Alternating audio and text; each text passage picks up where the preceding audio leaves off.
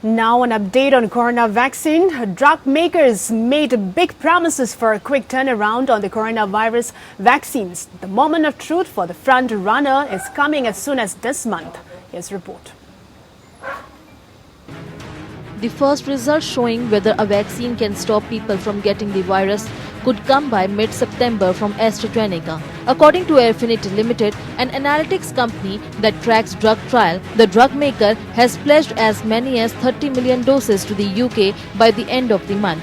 Two other contenders, the US Moderna's and the US-German partnership of Pfizer and BioNTech, SE, may also have initial data before a key Food and Drug Administration meeting on virus vaccine scheduled on 22nd October, Airfinity said. A fourth, China's Sinovac Biotech Limited, could have preliminary results shortly after the meeting. These early results will be far from the full picture. They are what's known as interim readouts, snapshot taken before a study is complete with only a fraction of the data. The World Health Organization on Monday cautioned against approving a vaccine before its full risk and benefit are clear. But with the virus resurgent in Europe and continuing to spread in India and the Americas, the initial numbers will be an important early indicator.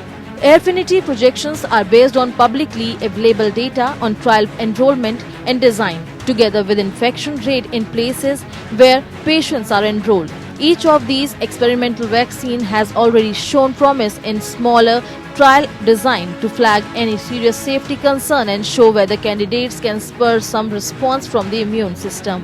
The real proving ground, though, is a study big enough to show with a high degree of certainty whether a vaccine candidate can work in the real world. This required tens of thousands of participants compared to the few hundred people who took the vaccine in early stage trials. Drug makers would usually wait for final result before requesting regulatory approval, and the trio of front runners are on track to get that full data by the end of the year.